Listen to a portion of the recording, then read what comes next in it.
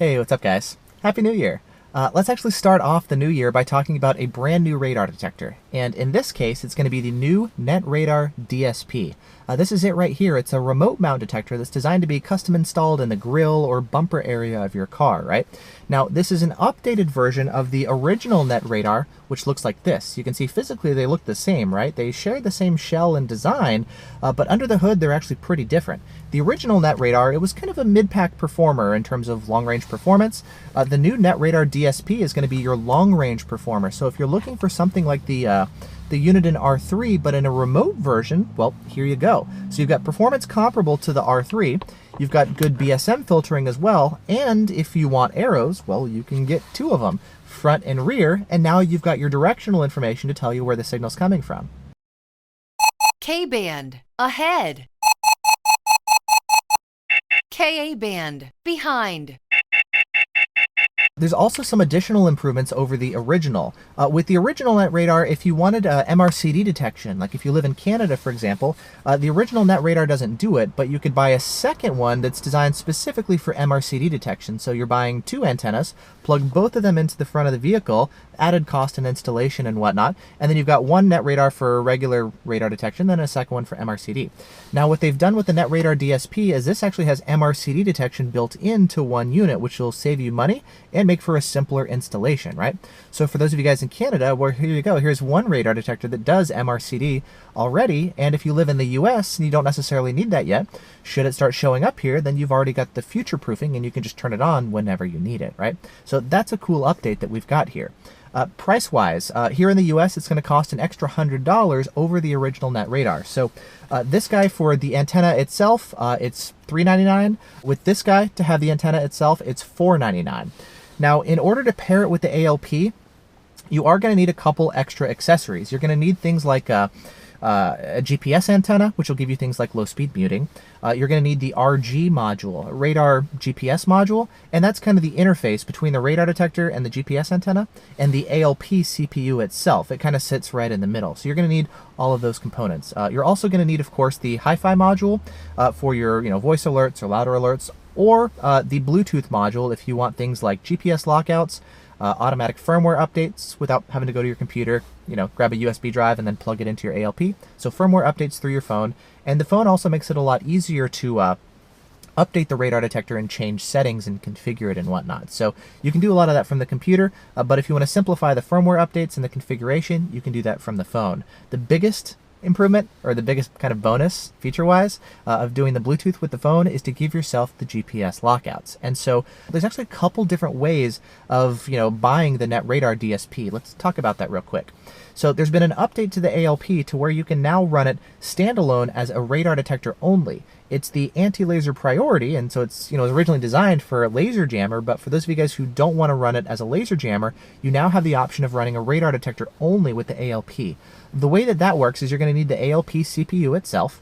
You're going to need the new Net Radar Dsp, and then you're going to need the GPS antenna, the RG module, and either the hi-fi or the Bluetooth module. So total, you're looking at just over $1,000 for a long-range radar detector with good filtering and lockout capabilities. So that's really nice. If you compare that to the competition, you're looking at hundreds, if not thousands of dollars more for similar kind of features and capabilities, right? So it's going to be a very nice, relatively inexpensive, yet high-performance remote mount radar detector, which is going to be one of the biggest appeals of it.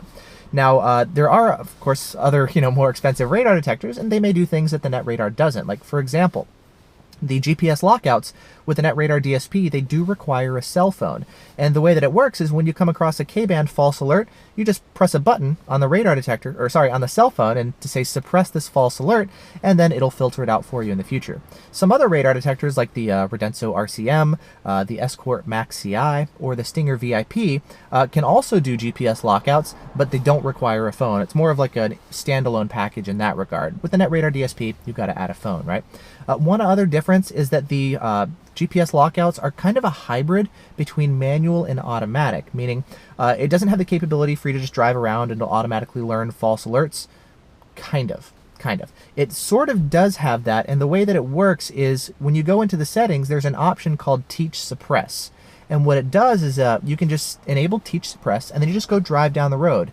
And the Net Radar DSP, when it sees a false alert, it will lock out every single K-band alert the very first time you press it. So if you're just driving to the store or something and you're going on your regular commute, you can have it lock out every single K-band signal on the very first pass. So it's a nice way to go ahead and quickly generate all of your GPS lockouts that you need. Now, one of the risks of doing that is that, well, it's also going to be locking out every single blind spot false if you encounter those, and it will also lock out any police officers who are running K-band. And so when you're using this teach suppress feature, you're going to want to be more vigilant and say, oh, hey, this K-band alert that I'm seeing here, I see there's a police officer right there. I'm going to unlock this signal. Just press the button on the phone so it doesn't learn this K-band signal as a false alert. And that way, if I come by here again, I want to be alerted, right? So it's going to require a little bit more attention and vigilance on your part as a user. And that's why I say it's kind of a hybrid between automatic and manual. You have to enable it and set it up, but you're still going to want to pay attention while it's running for the first time.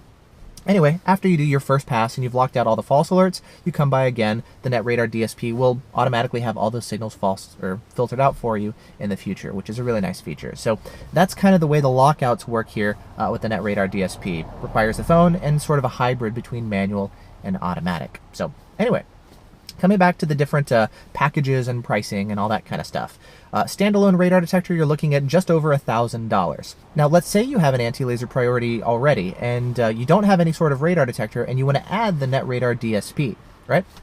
So what you're looking at, it's going to be $649 for the package to give you the Net Radar DSP. It does cost an extra $100 over the original, right? So $549 for the radar package, $649 here. And that comes with the radar detector, your RG module, and your GPS antenna. And then if you don't already have the Hi-Fi or the Bluetooth module, you're going to want to add that for another $100. So total, you're looking at $749 to add the Net Radar DSP to your existing anti-laser priority. The pricing that I'm giving you here, this is American pricing. Canadian pricing is a little bit different, so I'll link to both the American and Canadian information down in the video description. You can take a look there. Now, let's say you already have a Net Radar. Like, let's say you've been running the original Net Radar. Well, if you want to upgrade to the Net Radar DSP, what you could do is buy just the antenna itself for $499, so $500. You can take your existing Net Radar and move it from the front to the back, put the new Net Radar DSP up front, and now you have your arrows, your directional information, right? All in one unit. Now, there's two different ways of actually running it with arrows. You can have two Net Radar DSPs, one in the front, one in the rear. Or you can have one Net Radar DSP up front and then the original Net Radar in the back. So you could run it either way. Pros and cons to doing it. Obviously, if you have the new Net Radar DSP, you're going to have longer range in the back, which really isn't a big deal in practice. One other difference that you'll find is, well, the arrows actually work a little bit better from what I understand if you have two Net Radar DSPs. And the reason that's the case is because the two radar detectors actually have the same level of sensitivity, right? If you have a more sensitive radar detector up front and a less sensitive radar detector in the rear, what'll happen is when you're passing a source, this one, because it's still picking up kind of a stronger signal in a sense, it may actually make your arrows a little bit laggier from what I've been told. So it may take an extra second or two for your arrows to flip from front to back if you're doing a Net Radar DSP and then a regular Net Radar in the back. I haven't had a chance to test and verify this myself because I only have one Net Radar DSP. I don't have two, so I can't do this comparison, but that's from what I understand, what I've been told. So you can run it either way if you want to save some cash, $100 in the back if you don't have this yet and you want to do a Net Radar in the rear, or if you already have one and you want to move it to the back, you can do that as well, and it will work too. So to do that, if you already just want to upgrade, again, this is going to be $499 for the Net Radar DSP antenna, and then you just buy that and plug it into your RG module, and then just take this one and move it to the back of the vehicle, right? So anyway, that's a look at the Net Radar DSP. In short, I think it's going to be an excellent high-performance remote mount radar detector at a surprisingly inexpensive price. Again, it costs hundreds if not thousands of dollars less than the competition, and you've got great long-range performance, you've got RDD immunity, you've got the ability to do arrows, you've got GPS lockouts, you've got like all the core stuff that you want available now in a remote package that's designed specifically to integrate with the ALP. So you can run it standalone, you can run it with the ALP laser jammers, you can run it with arrows if you want. MRCD detection is now integrated into the unit. It already supports MRCD. There's some additional firmware updates that are in progress to improve the MRCD detection and increase range, things like that.